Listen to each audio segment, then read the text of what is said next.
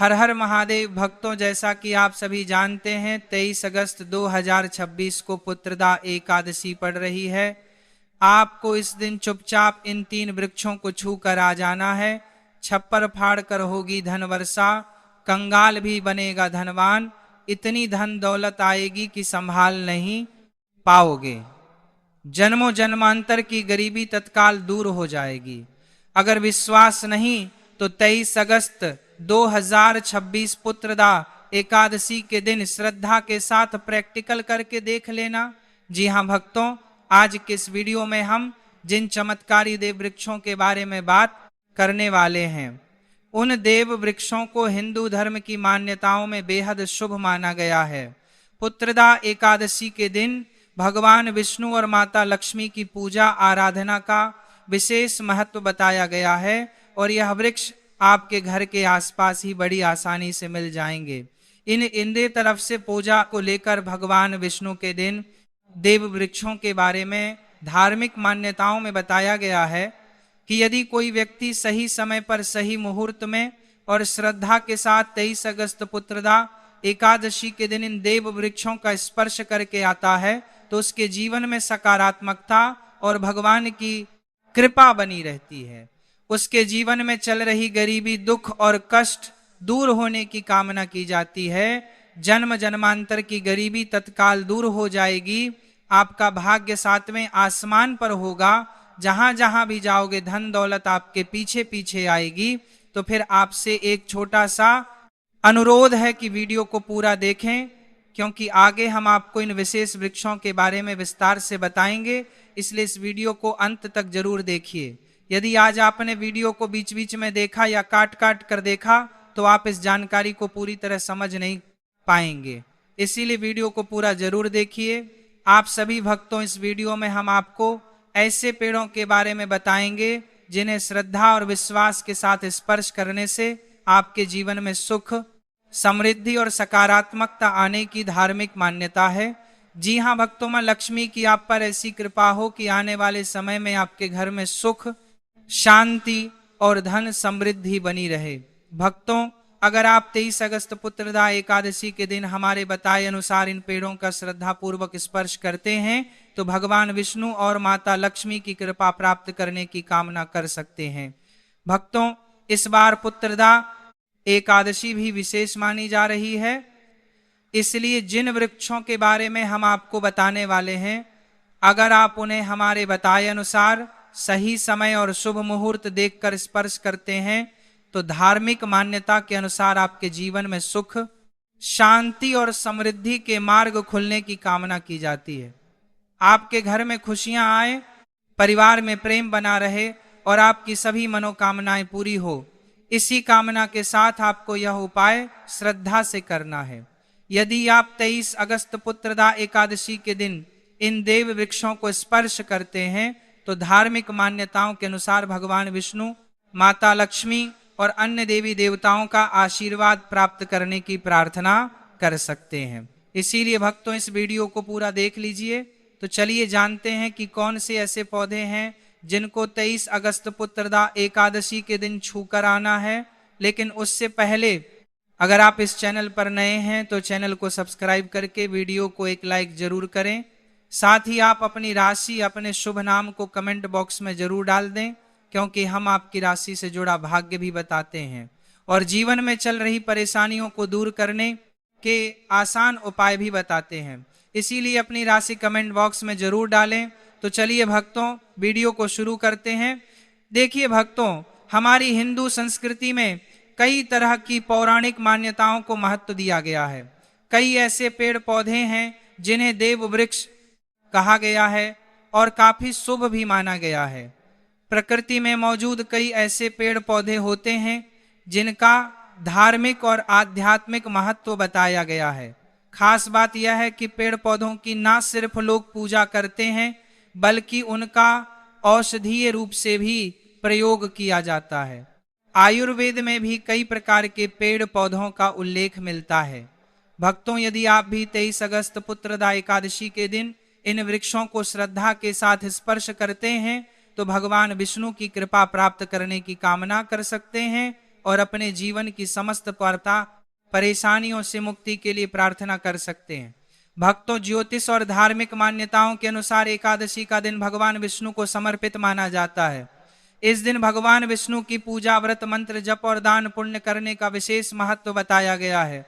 और अगर आप इन खास पेड़ों को हमारे बताए अनुसार श्रद्धा और नियम के साथ स्पर्श करके आते हैं तो इसी के साथ भगवान विष्णु और माता लक्ष्मी से अपने घर में सुख समृद्धि बनाए रखने की प्रार्थना कर सकते हैं। तो भक्तों, उन चमत्कारी वृक्षों को बताने से पहले हम आपको पुत्रदा एकादशी के बारे में जानकारी दे देते हैं, ताकि आपको उन देव वृक्षों को छूने के लिए सही शुभ मुहूर्त और तिथि का पता लग जाए। आइए जानते हैं भक्तों, 23 अगस्त 2026 को पुत्रदा एकादशी का व्रत रखा जाएगा। इस दिन भगवान विष्णु की पूजा अर्चना करने और अपनी श्रद्धा के अनुसार व्रत एवं दान पुण्य करने का विशेष महत्व माना जाता है।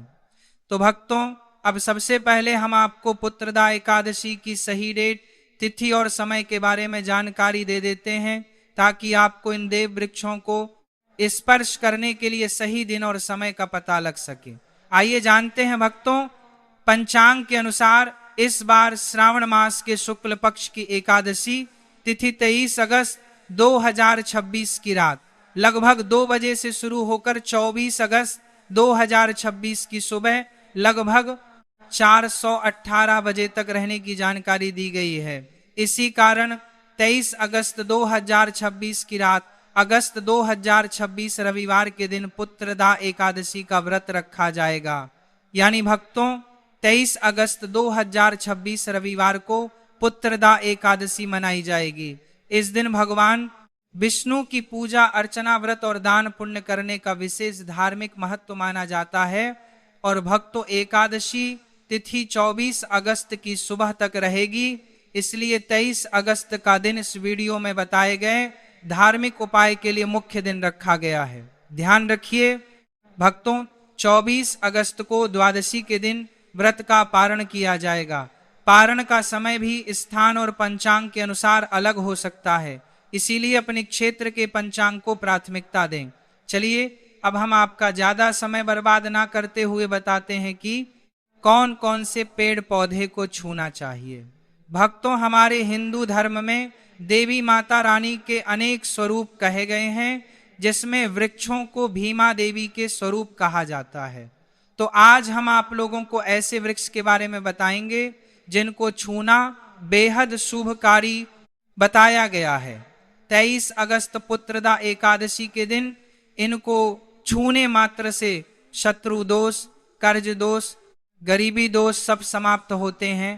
यह दिन भगवान विष्णु और माता लक्ष्मी को प्रसन्न करने के लिए सबसे उपयुक्त दिन माना जाता है। और इस पावन पर्व में कुछ ऐसे वृक्ष हैं जो कि देव वृक्ष कहे गए हैं, या देवी के स्वरूप होते हैं, माता काली के स्वरूप होते हैं। और हमारे धर्म में पेड़ पौधे को देवी देवता मान करके हम इनकी पूजा करते हैं, और हमें पूजा भी जरूर करनी चाहिए। विज्ञान भी कहता है पेड़ पौधे मनुष्यों को फ्री में प्राणवायु प्रदान करते हैं, और पेड़ पौधे हमें ऑक्सीजन देते हैं, और हमारे जो कार्बन डाइऑक्साइड होता है उसे ग्रहण करके सभी प्रकार की जितनी भी नकारात्मक चीजें होती हैं उसे अपने अंदर में स्वयं सोख लेता है और हमें ताजगी प्रदान करता है।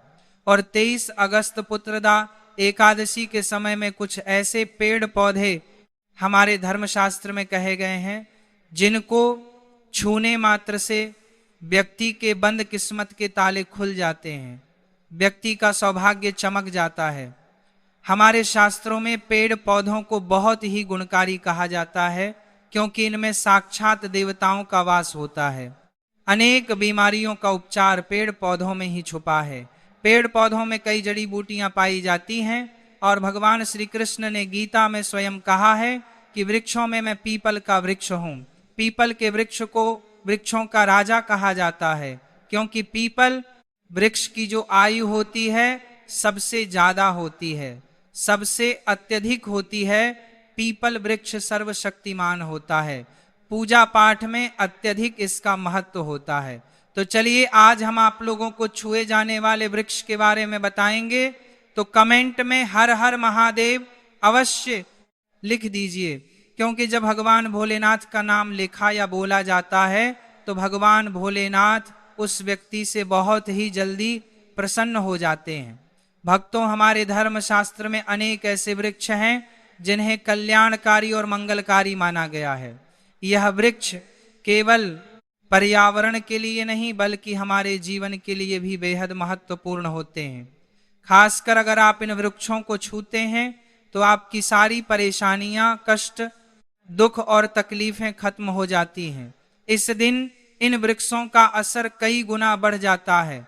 इस दिन शक्ति धरती लोक में आ जाती है और इस दिन हर वस्तु में प्राण और चेतना का संचार होता है।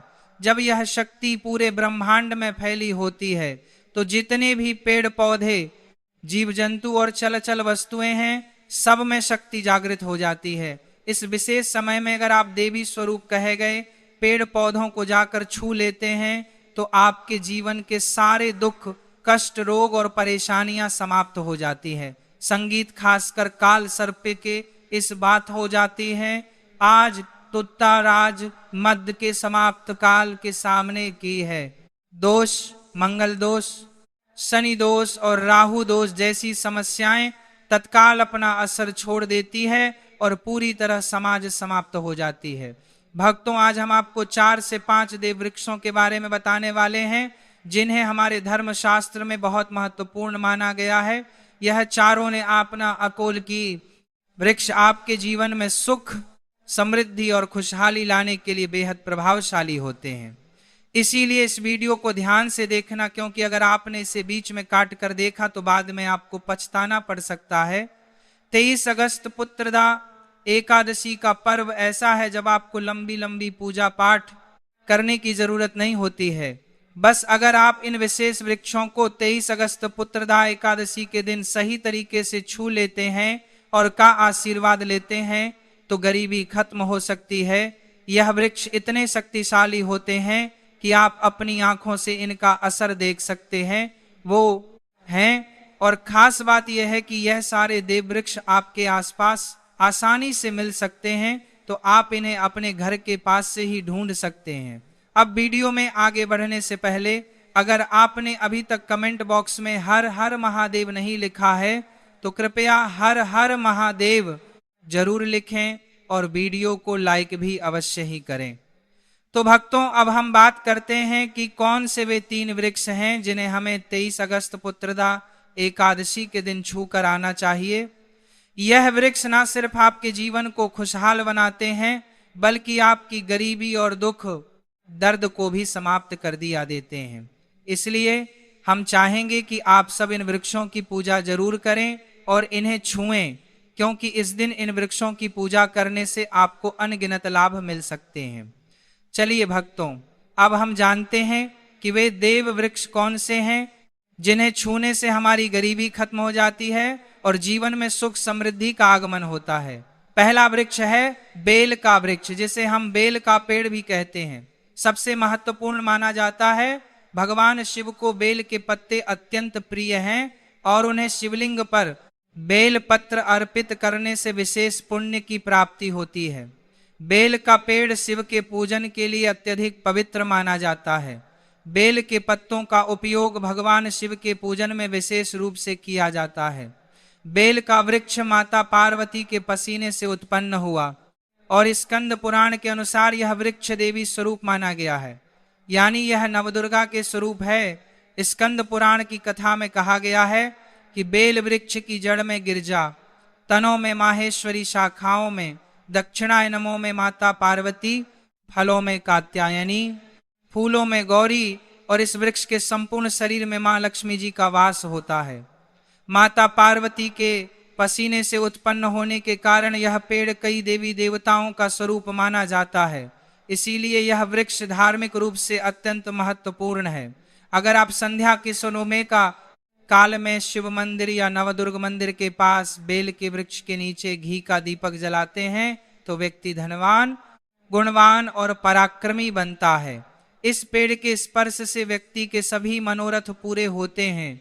इस पेड़ को छूने से पहले आपको एक खास मंत्र भी बोलना चाहिए। वह मंत्र है दर्शन बिल्व वृक्षस्य स्पर्शम पापनाश अघोर पाप संहार। एक विलंब शिवार्पणम का अर्थ है कि यहाँ पर एक विलंब शिव पर्पणम का अर्थ है बेल वृक्ष का दर्शन और स्पर्श करने मात्र से सभी पाप समाप्त हो जाते हैं, और शिव को चढ़ाया गया एक बेल पत्र पापों का नाश करता है। दूसरा वृक्ष है पीपल का वृक्ष। पीपल वृक्ष को हिंदू धर्म में अत्यंत पवित्र माना गया है। धार्मिक मान्यता के अनुसार पीपल के वृक्ष को छूने और श्रद्धा से प्रणाम करने से कई शुभ फल प्राप्त होते हैं। मान्यता है कि भगवान विष्णु का पीपल में वास होता है, इसीलिए इसे स्पर्श कर प्रणाम करने से पुण्य की प्राप्ति होती है। मानसिक शांति और सकारात्मक ऊर्जा का अनुभव होने की बात कई लोग मानते हैं। नियमित रूप से श्रद्धा पूर्वक पूजा और परिक्रमा करने से जीवन की बाधाएं कम होने और सुख समृद्धि आने की धार्मिक मान्यता है। शनिवार या अमावस्या के दिन पीपल के नीचे दीपक जलाकर पूजा करने की भी परंपरा है। अब भक्तों तीसरे उपाय के बारे में बात करते हैं। अब भक्तों दूसरे उपाय के बारे में बात करते हैं। तो देखिए, सबसे पहले बात कर लेते हैं कि जो माँ तुलसी है, इनके बिना श्री हरि विष्णु का पूजन और श्री हरि विष्णु का भोग दोनों ही अधूरे हैं। जब भी हम श्री हरि विष्णु को भोग कराते हैं, उनको भोग लगाते हैं, उसमें हम तुलसी दल जरूर डालते हैं। एक पत्ता डालेंगे लेकिन तुलसी दल जरूर डालते हैं, क्योंकि बिना तुलसी दल के श्री हरि विष्णु भोग अस्वीकार नहीं करते। और इस महीने में तुलसी का पूजन करने से व्यक्ति को सौभाग्य की प्राप्ति होती है, उसके घर में कभी निर्धनता नहीं आती। आप देखिए, सबसे पहले तो आपको इस महीने में हरा भरा तुलसी का पौधा अपने घर में जरूर लगाना चाहिए। अगर पहले से आपके घर में तुलसी का हरा भरा पौधा है तो बहुत उत्तम है। अगर नहीं है तो इसके महीने में तुलसी जी का पौधा जरूर लेकर आए, क्योंकि यह सबसे श्रेष्ठ महीना है तुलसी के पौधे को अपने घर लाकर लगाने के लिए। दूसरी चीज कि देखिए, इस महीने में या उससे पहले आपके घर में तुलसी जी का पौधा सूख गया है, और अगर तुलसी का पौधा आपके घर में सूखा हुआ है तो उससे कौन सा उपाय है जो आप करके रातों रात अपने भाग्य को चमका सकते हैं। तो देखिए, अगर आपके घर में अगर तुलसी जी का सूखा हुआ पौधा है, इसमें आपको हरे हरे भरे पौधे से उपाय नहीं करना। आपके घर में तुलसी जी का अगर सूखा हुआ पौधा है, उसी से आप उपाय करेंगे। इस चीज का ध्यान रखें। तो देखिए, अगर तुलसी जी का पौधा सूख गया है तो आपको क्या करना है, उसकी छोटी छोटी ठानियां लेनी है, गिन करके 7 ठानियां। ठीक है ना? कितनी ठानियां लेंगे? 7 ठानियां लेंगे। थोड़ा सा मोहल्ली धागा आपको लेना है और 7 तुलसी की सूखी लकड़ी को एक के अंदर एक यानी गट्ठा टाइप का बनाना है और उसको बांध देना है। ठीक है ना? सारी तुलसी की लकड़ियों आपको इकट्ठा करना है और मौली धागे से बांध देना है। बांध देंगे कलावा लपेट कर। अब आपको क्या करना है, रोली का तिलक इस तुलसी की सूखी लकड़ी पर आपको करना है। रोली का तिलक करेंगे। अगर चंदन है तो थोड़ा सा चंदन लगा दीजिए। अभी यह तुलसी की जो सूखी लकड़ी है, ये आपको थोड़ी देर अपने घर के मंदिर में रखनी है श्री हरि विष्णु के सामने, और एक देसी घी का दीपक आपको श्री हरि विष्णु के सामने लगाना है। दीपक गोल बाती का लगाएंगे और उसमें एक चुटकी पिसी हुई हल्दी डाल देंगे। ठीक है ना? श्री हरि विष्णु को हल्दी बहुत प्रिय है। दीपक लगा देंगे। थोड़ी देर बाद जो तुलसी की लकड़ियां हैं उनको ऐसे ही रखा रहने देंगे, तिलक कर देंगे। अब थोड़ी देर बाद आपको क्या करना है, तुलसी की वो जो सूखी लकड़ियां आपने बांधी थी कलावे से, मोली धागे से, अब आपको उन्हें उठाना है। एक छोटे से लाल कपड़े में आप इसको रख लीजिए। ठीक है ना? लाल कपड़े में रख लीजिए। पीला कपड़ा हो तो पीले कपड़े में रख लीजिए। रखने के बाद आपको क्या करना है, इसकी पोटली टाइप की बना देनी है। धागे से लपेटकर मौली धागे से ही पोटली बना लीजिए, आराम से बन जाती है।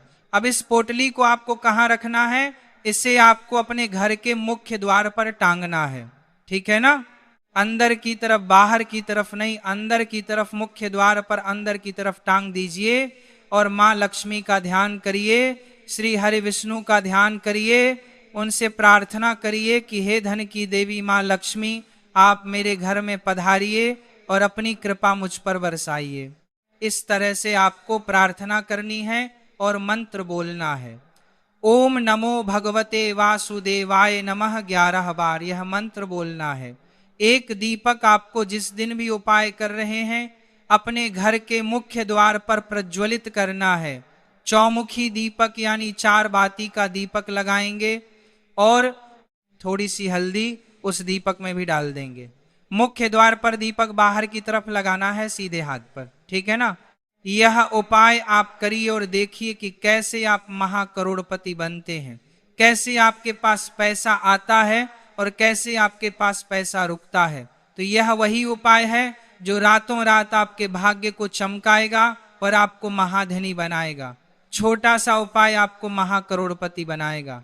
अगर यह भाग्य से रातों रात सच्ची श्रद्धा से आपने इस उपाय को कर लिया, साथ ही साथ इस महीने में अगर कोई जूते का दान कर देता है, जूते चप्पलों का कोई दान कर दे इस माह में, तो समझ लीजिए उसे हर वह वस्तु मिलती है जिसकी वह कल्पना करता है, जिसकी वह चाहता है।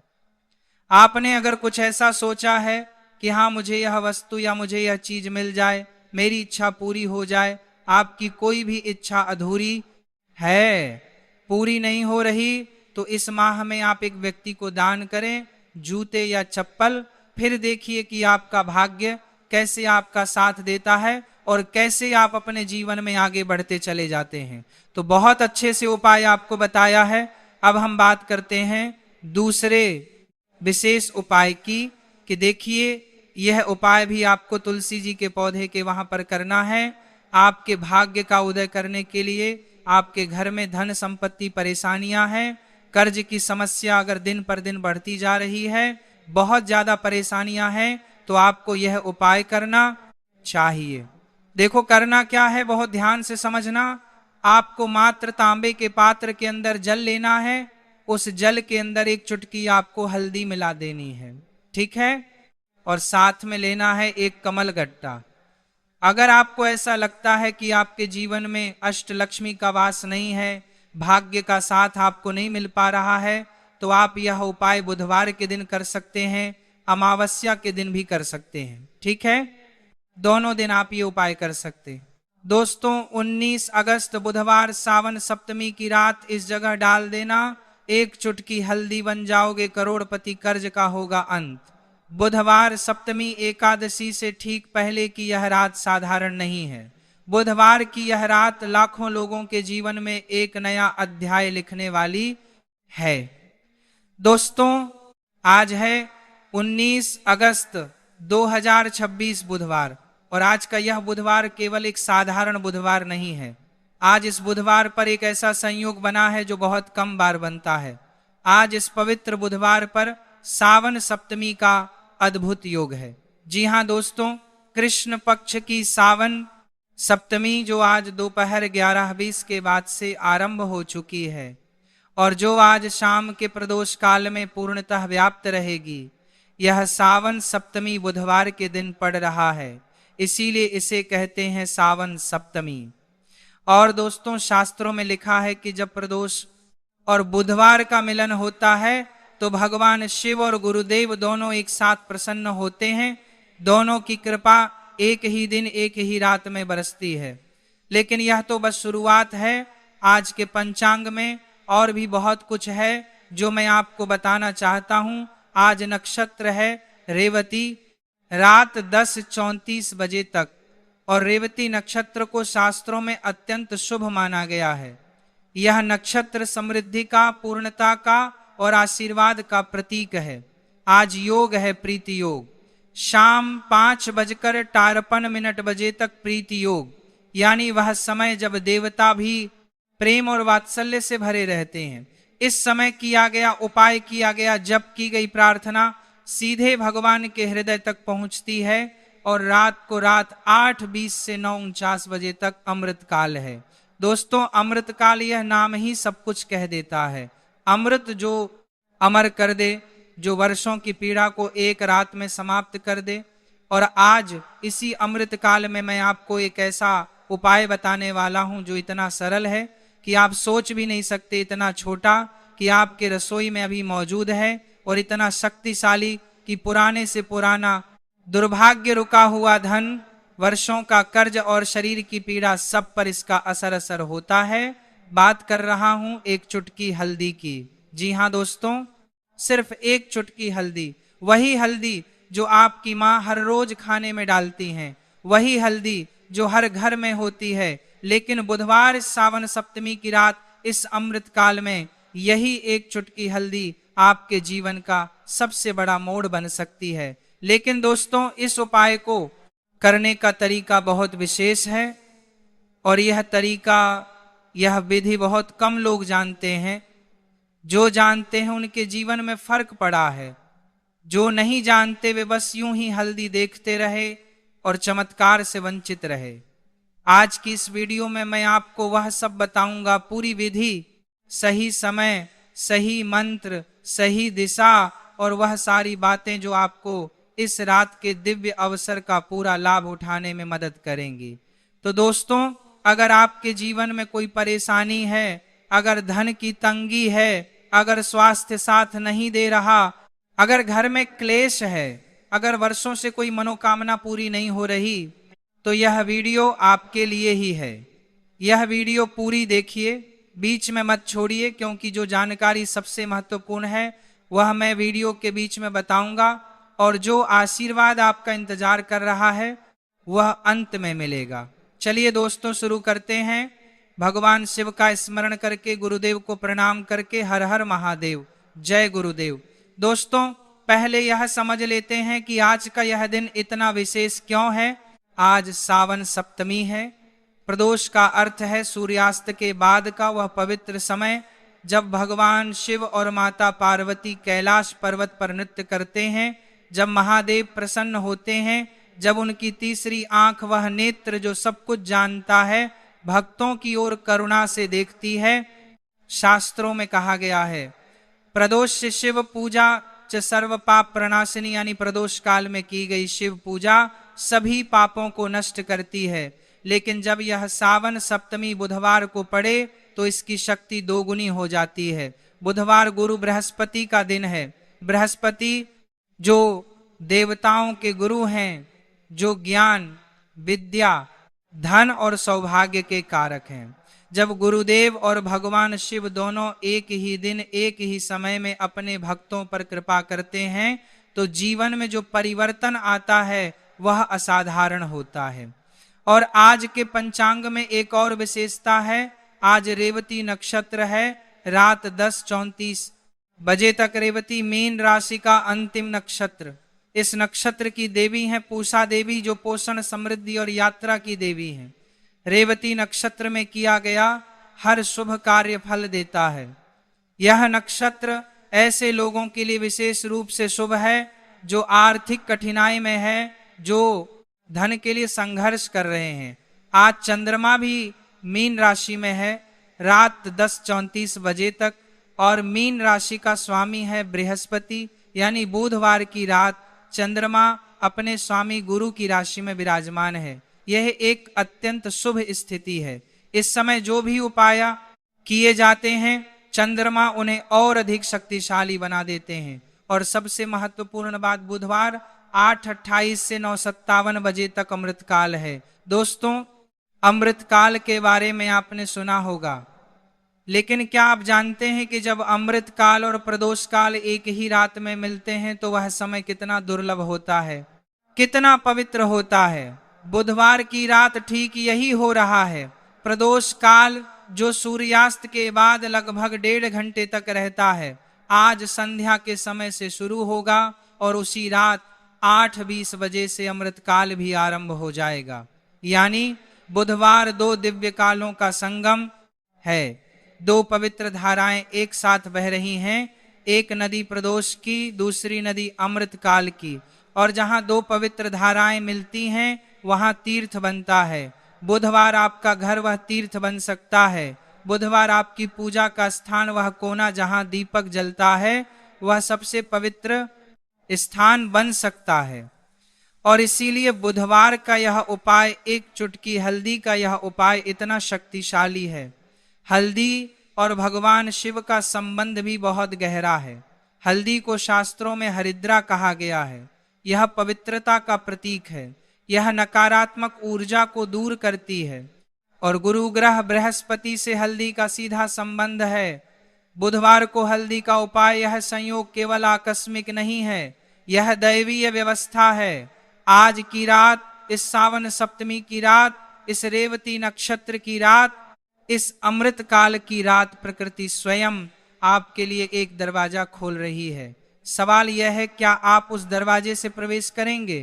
दोस्तों, इससे पहले कि मैं उपाय बताऊं, मैं कुछ बात करना चाहता हूं। आप में से बहुत से लोग हैं जो बहुत थके हुए हैं। थके हुए इस अर्थ में नहीं कि नींद नहीं आती, थके हुए इस अर्थ में कि जीवन ने जो वादे किए थे वे पूरे नहीं हुए। मेहनत की, ईमानदारी से जिए, लेकिन फिर भी जो मिलना चाहिए था वह नहीं मिला। आप में से बहुत से लोग हैं जो कर्ज के बोझ तले दबे हैं। सुबह उठते हैं, कर्ज की याद आती है। रात को सोते हैं, कर्ज का डर सताता है। बच्चों की फीस, घर का किराया, दवाइयाँ, रोजमर्रा की जरूरतें, और एक तरफ कर्ज का पहाड़ जो घटने का नाम नहीं लेता। मैं जानता हूं यह दर्द कितना गहरा होता है, लेकिन दोस्तों यह सुनिए, कर्ज का होना आपकी गलती नहीं है। कभी कभी ग्रहों की दशा ऐसी होती है, पितृदोष ऐसा होता है, या आपको कोसकर परिस्थितियां ऐसी बन जाती हैं कि कितनी भी मेहनत करो धन टिकता नहीं, आता है और चला जाता है। लेकिन इसका उपाय है, भगवान ने हर समस्या का समाधान भी बनाया है। आप में से बहुत से लोग हैं जिनके घर में स्वास्थ्य की परेशानी है, घर में कोई बीमार है, पुरानी बीमारी, डॉक्टर के पास जाते हैं, दवाइयां लेते हैं, लेकिन पूरी तरह ठीक नहीं होता। शरीर में कमजोरी रहती है, हाथ पैर में दर्द, थकान, नींद की समस्या, और जब शरीर साथ नहीं देता तो मन भी टूट जाता है। लेकिन दोस्तों, बीमारी से भगवान का नाता नहीं, बीमारी तो परीक्षा है, और जो परीक्षा में श्रद्धा के साथ खड़े रहते हैं वे उत्तीर्ण होते हैं। बुधवार का यह उपाय, हल्दी का यह उपाय विशेष रूप से स्वास्थ्य लाभ के लिए भी अत्यंत प्रभावशाली है, क्योंकि हल्दी प्राचीन काल से ही रोग निवारण की औषधि मानी गई है। और जब इसे दैवीय शक्ति के साथ, मंत्र के साथ, श्रद्धा के साथ उपयोग किया जाए तो इसका प्रभाव और भी गहरा होता है। आप में से बहुत से लोग हैं जिनके विवाह में बाधा है, उम्र हो गई, रिश्ते आते हैं और टूट जाते हैं, परिवार परेशान है, समाज सवाल करता है, और खुद भी मन में यह डर बैठ जाता है कि शायद हमारे भाग्य में ही कुछ कमी है। लेकिन नहीं, ऐसा नहीं है। कभी कभी कुंडली में मंगल दोष, शनि की दशा या पितृ दोष विवाह में देरी करवाता है, और इन सबका समाधान है बुधवार के उपाय में जो मंत्र है, जो विधि है, वह इन सभी दोषों को शांत करने की क्षमता रखती है। आप में से बहुत से लोग हैं जिनके व्यापार में हानि हो रही है। जो काम शुरू किया था बड़े उत्साह से, वह आगे नहीं बढ़ रहा, ग्राहक नहीं आते, पैसा नहीं आता, प्रतिस्पर्धा बढ़ती जा रही है। ऐसा लगता है जैसे कोई अदृश्य शक्ति रोक रही है। दोस्तों, नजर दोष, वास्तु दोष या ग्रह पीड़ा, यह सब व्यापार में बाधा डालते हैं, और इनका निवारण साधारण उपायों से भी हो सकता है, बशर्ते कि उपाय सही समय पर, सही विधि से, सही श्रद्धा के साथ किया जाए। आप में से बहुत से लोग हैं जिनके घर में क्लेश है, पति में अनबन, सास बहू में तनाव, भाई भाई में मनमुटाव, घर में शांति नहीं है, हर छोटी बात पर झगड़ा हो जाता है, और जब घर में शांति नहीं होती तो बाहर भी कुछ नहीं बनता, क्योंकि घर की नींव ही डगमगाती रहती है। लेकिन दोस्तों, घर में शांति लाना संभव है। भगवान शिव शांति के देव हैं, गुरु बृहस्पति सौभाग्य के देव हैं, और बुधवार इन दोनों की एक साथ कृपा पाने का अवसर है। तो चाहे आप जीवन की किसी भी परेशानी में हो, आप यहाँ सही जगह आए हैं। आज की रात आपके लिए बदलाव की रात। दोस्तों, अब मैं आपको एक बहुत महत्वपूर्ण बात बताने वाला हूं, एक ऐसी बात जो बहुत कम लोग जानते हैं, और जो जानते हैं उनके जीवन में जो फर्क पड़ा है वह देखने वाला था। दोस्तों, हम सब उपाय करते हैं, हल्दी लगाते हैं, दीपक जलाते हैं, मंदिर जाते हैं, लेकिन फिर भी बहुत बार उपाय का फल नहीं मिलता और तब हम सोचने लगते हैं शायद उपाय में ताकत नहीं है, शायद भगवान सुनते नहीं। लेकिन दोस्तों, उपाय में कमी नहीं होती, समय में कमी होती है। जी हाँ, उपाय का फल इस बात पर निर्भर करता है कि आपने वह उपाय किस समय किया, किस तिथि पर किया, किस नक्षत्र में किया, किस योग में किया। एक ही उपाय एक साधारण दिन में किया जाए तो साधारण फल देता है, और वही उपाय किसी विशेष तिथि पर विशेष काल में किया जाए तो उसका फल 100 गुना हो जाता है। हमारे पूर्वज यह बात जानते थे, इसीलिए वे पंचांग देखते थे, इसीलिए वे मुहूर्त निकालते थे, क्योंकि वे समझते थे कि समय की शक्ति अपार है। और आज का यह सावन सप्तमी, यह रेवती नक्षत्र, यह अमृत काल, यह सब मिलकर एक ऐसा समय बना रहे हैं जो बहुत दुर्लभ है। अब दूसरी बात सुनिए, हल्दी के बारे में हम सब जानते हैं, लेकिन क्या आप जानते हैं कि हल्दी का संबंध गुरु ग्रह से है? बृहस्पति ग्रह जो आज के दिन के स्वामी हैं, उनकी प्रिय वस्तु है हल्दी। जब बुधवार को सावन सप्तमी पर हल्दी का उपाय किया जाए तो यह बृहस्पति देव को सीधे प्रसन्न करता है, और बृहस्पति देव प्रसन्न हो तो क्या होता है? धन आता है, ज्ञान बढ़ता है, सौभाग्य खुलता है, बाधाएं हटती हैं, विवाह के योग बनते हैं, संतान का सुख मिलता है। लेकिन दोस्तों, यहाँ एक और रहस्य है, हल्दी का उपाय दिन में किया जाए और रात में किया जाए, इन दोनों के फल अलग अलग होते हैं। दिन में हल्दी का उपाय सामान्य लाभ देता है, लेकिन रात में विशेष रूप से प्रदोष काल और अमृत काल में हल्दी का उपाय एक विशेष ऊर्जा पकड़ता है। रात की नीरवता में जब बाहर का शोर शांत हो जाता है, जब मन एकाग्र होता है, जब आकाश में तारे चमकते हैं, उस समय की गई प्रार्थना, उस समय किया गया उपाय एक अलग ही आयाम में जाता है। यही कारण है कि आज का यह उपाय, रात का उपाय, इतना विशेष है, और आगे मैं जो बताऊंगा वह और भी गहरा है। बने रहिए दोस्तों, क्योंकि सबसे महत्वपूर्ण जानकारी अभी आने वाली है। दोस्तों, अब आते हैं उस उपाय पर जिसके लिए आप यहां आए हैं। एक चुटकी हल्दी, बस एक चुटकी। आप सोच रहे होंगे इतनी छोटी सी चीज में क्या शक्ति होगी, लेकिन दोस्तों, शक्ति वस्तु के आकार में नहीं होती, शक्ति उस वस्तु के पीछे की दैव ऊर्जा में होती है।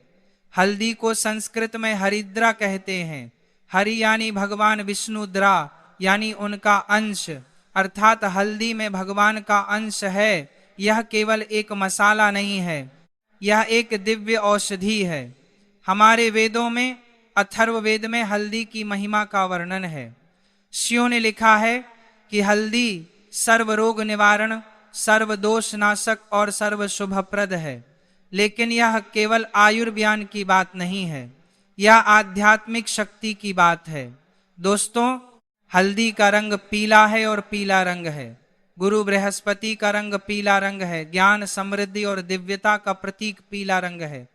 सूर्य की उस किरण का जो अंधकार को काटती है, जब आप हल्दी को अपने हाथ में लेते हैं, उसकी सुगंध लेते हैं, उसे देखते हैं, तो आप अनजाने में ही ब्रह्मांड की उस पीली ऊर्जा से जुड़ रहे होते हैं जो समृद्धि और सौभाग्य की ऊर्जा है। और शिव जी से हल्दी का संबंध भी बहुत गहरा है। शिव जी को हल्दी नहीं चढ़ाई जाती, यह सच है, लेकिन माता पार्वती को हल्दी प्रिय। और जहां माता प्रसन्न हो वहां महादेव भी प्रसन्न होते हैं। इसीलिए प्रदोष पूजा में माता पार्वती की पूजा का भी विशेष महत्व है। बुधवार का यह उपाय, यह हल्दी का उपाय माता पार्वती और गुरु बृहस्पति दोनों को प्रसन्न करता है, और इन दोनों की कृपा से भगवान शिव की कृपा स्वयं महात्रहा है जाती है। अब बात करते हैं इस उपाय के लाभों की। पहला लाभ, धन की प्राप्ति। जिन लोगों के घर में धन नहीं टिकता, जिनके हाथ से पैसा आते ही निकल जाता है, उनके लिए यह उपाय धन को आकर्षित करता है और उसे स्थिर करता है। हल्दी में एक विशेष ऊर्जा होती है जो घर की नकारात्मक ऊर्जा को शुद्ध करती है, और जहां शुद्धता होती है वहां माता लक्ष्मी का वास होता है। दूसरा लाभ स्वास्थ्य लाभ। हल्दी की दया शक्ति और उसके प्राकृतिक गुण मिलकर शरीर की रोग प्रतिरोधक क्षमता को बढ़ाते हैं। पुरानी बीमारियां जिनका इलाज नहीं हो रहा, उनमें भी इस उपाय का लाभ देखा गया है। तीसरा लाभ नकारात्मक शक्तियों का निवारण। नजर, बुरी आत्माएं, काला जादू, इन सब से हल्दी रक्षा करती है। घर में हल्दी का प्रयोग एक सुरक्षा कवच बनाता है। चौथा लाभ मानसिक शांति। जो लोग चिंता, अवसाद या मानसिक अशांति से पीड़ित हैं, उनके लिए भी यह उपाय अत्यंत लाभकारी है। हल्दी की ऊर्जा मन को शांत करती है। पांचवा लाभ संबंधों में सुधार। घर में क्लेश हो, पति में दूरी हो, यह उपाय उन संबंधों में मिठास लाता है। दोस्तों, एक छोटी सी चुटकी हल्दी और इतने सारे लाभ, लेकिन यह तभी संभव है जब उपाय सही विधि से सही समय पर और पूर्ण श्रद्धा के साथ किया जाए। दोस्तों, अब मैं बताऊंगा कि यह उपाय किसके लिए है, और मैं आपको विश्वास दिलाता हूं, आप जो भी हो, जो भी परेशानी हो, यह उपाय आपके लिए है। माताओं के लिए जो दिन रात अपने परिवार के लिए जीती हैं, जो अपनी पीड़ा छुपाकर सबके लिए मुस्कुराती हैं, उनके लिए यह उपाय एक संजीवनी है। माताएं जब यह उपाय करती हैं तो उसमें पूरे परिवार का कल्याण समाहित हो जाता है। बहनों के लिए जिनके विवाह में देरी हो रही है, जो अपने जीवन साथी का इंतजार कर रही हैं, आज की रात का यह उपाय विशेष रूप से उनके लिए है। गुरु बृहस्पति विवाह के कारक हैं और सावन सप्तमी पर किया गया यह उपाय विवाह की बाधाएं दूर करता है। युवाओं के लिए जो नौकरी की तलाश में हैं, जिनका करियर नहीं बन रहा, जो कड़ी मेहनत करने के बाद भी सफलता से दूर हैं, आज की यह रात उनके लिए भाग्य का द्वार खोल सकती है। व्यापारियों के लिए जिनके व्यापार में हानि हो रही है, जिनका काम नहीं चल रहा, जो कर्ज में डूबे हैं, इस उपाय से व्यापार में नई ऊर्जा आती है, नए अवसर मिलते हैं। बीमार लोगों के लिए जो लंबे समय से किसी रोग से पीड़ित हैं, जिन्हें दवाइयां भी पूरा फायदा नहीं दे रही, हल्दी की दैय शक्ति और प्रदोष की ऊर्जा मिलकर शरीर को ठीक करने में मदद करती है। वृद्धों के लिए जिनके बच्चे दूर हैं, जो अकेलेपन में जी रहे हैं, जिन्हें अपने जीवन के अंतिम वर्षों में शांति चाहिए, यह उपाय उनके लिए दिव्य सहारा है। बच्चों वाले माता पिता के लिए जिनके बच्चे पढ़ाई में कमजोर हैं, जो बच्चों की सफलता के लिए चिंतित हैं, गुरु बच्चों की सफलता के लिए चिंतित हैं, गुरु बच्चों के बच्चे लिए कमजोर हैं, बृहस्पति विद्या के देव हैं, आज उनकी कृपा पाकर बच्चों की बुद्धि और भाग्य दोनों खिलते हैं। दोस्तों, क्या आपने देखा, यह उपाय किसी एक के लिए नहीं है, ये सबके लिए है। जो घर में सबसे पहले यह वीडियो देख रहे हैं, वे इस उपाय को करें। आपके करने से पूरे घर को लाभ होगा, क्योंकि जब एक व्यक्ति श्रद्धा से उपाय करता है तो उसकी सकारात्मक ऊर्जा पूरे घर में फैलती है। दोस्तों, अब आते हैं उस हिस्से पर जिसका आप सबसे ज्यादा इंतजार कर रहे थे, संपूर्ण विधि एक एक कदम। लेकिन पहले कुछ तैयारी क्या चाहिए इस उपाय के लिए। एक चुटकी कच्ची हल्दी पाउडर भी चलेगी, लेकिन कच्ची हल्दी अधिक शक्तिशाली है। एक छोटा दीपक, मिट्टी का दीपक, सर्वोत्तम घी, गाय का घी हो तो सर्वश्रेष्ठ, अन्यथा सामान्य घी भी चलेगा, थोड़ा जल। एक छोटे पात्र में कुछ फूल, पीले फूल हो तो उत्तम गेंदे के फूल, विशेष रूप से शुभ एक साफ आसन या कपड़ा, बैठने के लिए समय। दोस्तों, बुधवार के लिए दो विशेष समय हैं। पहला समय प्रदोष काल, यानी सूर्यास्त के लगभग 45 बाद से लेकर 1.5 घंटे तक। आज 19 अगस्त को सूर्यास्त लगभग शाम 7:00 बजे के आसपास होगा, इसीलिए प्रदोष काल रात 7:30 से 9:00 के बीच होगा। दूसरा समय अमृत काल रात 8:20 से 9:49 बजे तक। दोस्तों देखिए, प्रदोष काल और अमृत काल आज ओवरलैप कर रहे हैं। रात 8:20 से 9:00 बजे तक यह वह सुनहरा समय है जब दोनों काल एक साथ चल रहे हैं। यह सबसे उत्तम समय है इस उपाय के लिए। यदि 8:20 से 9:00 के बीच नहीं हो सके तो 8:20 से 9:49 के बीच कभी भी करें। अमृत काल में किया गया उपाय भी अत्यंत फलदायी है।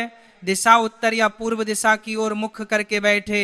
उत्तर दिशा धन और समृद्धि की दिशा है, पूर्व दिशा सूर्य की दिशा है, ऊर्जा और प्रकाश की दिशा। अब विधि शुरू करते हैं। एक एक कदम। पहला कदम स्नान और शुद्धि। शाम को उपाय से पहले स्नान करें। यदि संभव ना हो तो हाथ पैर धोकर मुंह धोकर शुद्ध हो जाए। स्वच्छ वस्त्र पहने। पीले वस्त्र हो तो उत्तम, क्योंकि आज बुधवार है और पीला रंग गुरुदेव का प्रिय रंग है। दूसरा कदम स्थान की शुद्धि। जहां उपाय करना हो वह स्थान गंगा जल से या सामान्य जल से पछ लें। थोड़ी हल्दी उस जल में मिला लें, यह स्थान को पवित्र करेगा। तीसरा कदम दीपक जलाएं। मिट्टी के दीपक में घी डालकर दीपक जलाएं। दीपक जलाते समय यह भावना रखें, यह दीपक मैं भगवान शिव और गुरुदेव के चरणों में अर्पित कर रहा हूं। दीपक की लौ को देखें। उस लौ में उस कौमपती हुई नृत्य करती हुई सुनहरी लौ में भगवान का प्रकाश देखें। चौथा कदम हल्दी हाथ में लें। अब एक चुटकी हल्दी अपने दाहिने हाथ की अनामिका उंगली और अंगूठे से उठाएं। अनामिका उंगली सूर्य की उंगली है, इसमें सकारात्मक ऊर्जा सर्वाधिक होती है। हल्दी को हाथ में लेकर उसे देखें, उसकी सुगंध लें, महसूस करें कि यह साधारण हल्दी नहीं, यह गुरु ऊर्जा का प्रतीक है, यह पवित्रता का प्रतीक है। पांचवा कदम मंत्र जप। अब यह मंत्र 11 बार बोले, ध्यान से श्रद्धा से धीरे धीरे। चो नमः शिवाय, चो बृहस्पतये नमः। बस इतना ही। यह मंत्र सरल है लेकिन शक्तिशाली है। इसमें भगवान शिव और गुरु बृहस्पति दोनों का आह्वान है। 11 बार बोले। हर बार जब आप बोले हल्दी को और कसकर पकड़े, महसूस करें कि आपकी श्रद्धा उस हल्दी में समा रही है, आपकी पीड़ा उस हल्दी में जा रही है। छठा कदम संकल्प। 11 बार मंत्र के बाद हाथ जोड़ें, दीपक की लौ को देखें और मन में अपनी एक मनोकामना बोले। सिर्फ एक जो आपको सबसे अधिक तड़पाती है, जो आपकी सबसे बड़ी परेशानी है, उसे मन ही मन कहें, भगवान शिव से कहें, गुरुदेव से कहें। वे सुनते हैं, वे जानते हैं। 7वां कदम हल्दी अर्पण। अब वह हल्दी जो आपने हाथ में ली थी उसे दीपक के सामने रखे, जल के पात्र में डाल दें और कहें, हे गुरुदेव, हे महादेव, यह आपकी प्रिय हल्दी आपको अर्पण है। मेरी श्रद्धा स्वीकार करें, मेरी मनोकामना पूर्ण करें। 8वां कदम प्रार्थना और शांत बैठे। दीपक के सामने कुछ देर शांत बैठे, आंखें बंद करें, भगवान शिव का ध्यान करें, उन्हें कैलाश पर बैठे देखें, शांत, दयालु, करुणामय, और महसूस करें कि उनकी कृपा आप पर बरस रही है। कम से कम 5 मिनट ऐसे बैठे। 9वां कदम सुबह का कार्य। वह जल जिसमें आपने हल्दी डाली थी उसे अगले दिन सुबह किसी पेड़ की जड़ में चढ़ा दें या घर के बाहर किसी मिट्टी में डाल दें। इसे नाली में या शौचालय में नहीं डालें। एक महत्वपूर्ण बात, यह उपाय करने के बाद किसी को मत बताएं, ना पति